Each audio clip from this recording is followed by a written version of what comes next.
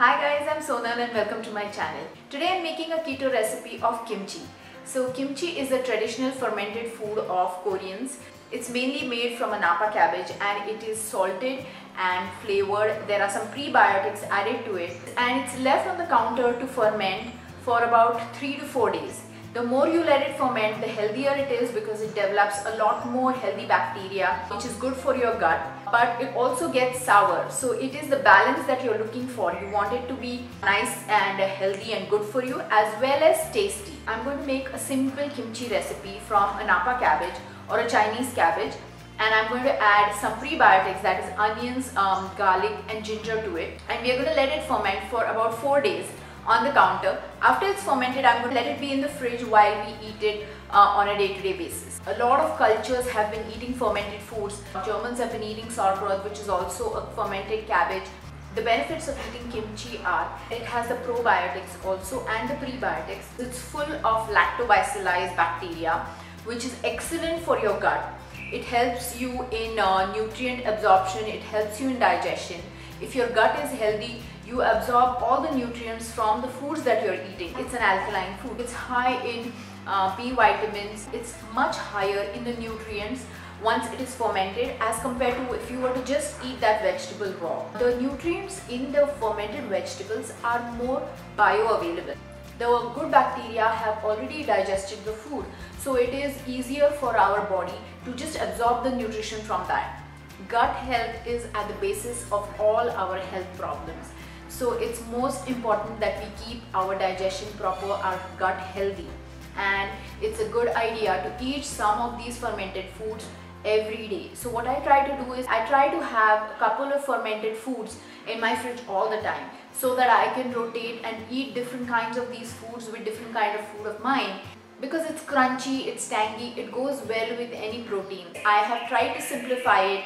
I have eliminated rice flour and any sweet or fruits from this and made a very simple recipe. So please watch the video and make it and eat it every day. So let's go ahead and see how it is made. Here I have a head of napa cabbage and I'm taking the root off and cutting it into long pieces. There are all kinds of veggies you can add into this. You can make a kimchi out of beetroots, carrots, spring onions. You can even add some firm fruits like apples, pears. But I'm going to stick to this because we are on a low carb diet. Today I'm making a lighter kimchi, which is a white kimchi or a water kimchi.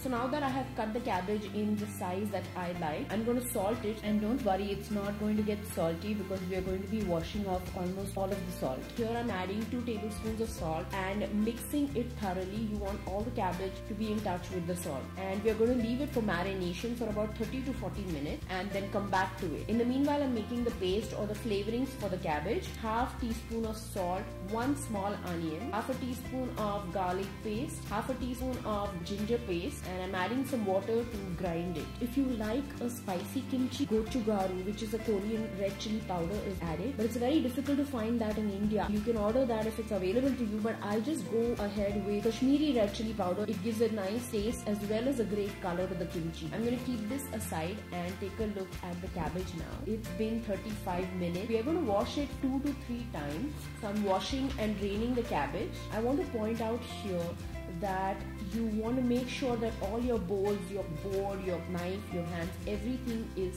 clean. You want to wash everything properly before you start the whole process. This is great to be eaten with spicy foods, and a lot of Indian foods are spicy. So if you have a lighter kimchi, it kind of replaces the raw onions that I like to eat. So now that our cabbage is clean, I'm going to let it drain and then apply the paste that we have made. So I'm putting the paste in and applying it thoroughly to all the parts, and then we are going to fill it up in a jar. During the fermentation process, the bacteria grows inside the kimchi. So you want to make sure that the only surfaces that are touching are mostly glass, and a little bit of plastic is fine. You want to avoid all kinds of metals because they can leach into your kimchi. This is an anaerobic process, so you don't want any air to be in contact with your kimchi or your cabbage. So when you're filling the jar, you want to make sure that you're pressing it down down and as little air is there in the jar as possible. So I'm going to press it from time to time. I'm going to fill and press the cabbage down. Once you fill the jar, you're going to pour all the extra water that came out, and if you want to be on the safer side, which is what I'm doing right now, I'm going to put some extra water and put it in the jar so that whatever leftover air is there, that all comes out. I had saved one cabbage leaf. I'm going to put it on top. This is to make sure that no cabbage comes in contact with air, and I will be discarding that leaf in the end. I'm also putting a small glass bowl on top to press everything down and let it stay under the liquid. So this is the way I'm going to store it. I've put the jar inside a pot because during fermentation, the water from the jar is going to be coming out. As the bacteria grows and breathes, will be making carbon dioxide, and along with the carbon dioxide, the water is also going to pour out. So you don't want to dirty your counter. This is after 2.5 days. You can even see some of the bubbles coming up. That's the carbon dioxide. I want to show you how much water comes out, and this is the water that has come out of the jar. You can discard it right now, or you can just keep it. So it's been 4 days. I took that out. I'm going to take the top leaf out and discard it.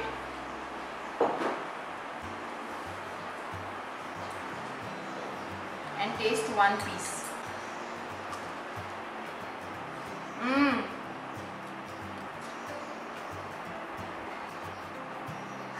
It's really good. It's nice and tangy, and I can taste the cabbage. It's not overpowered by any of the ginger, garlic and the spices. Please give this a try and let me know how it turned out for you. If you like this video, click the like button and subscribe to my channel. Thanks for watching. Bye.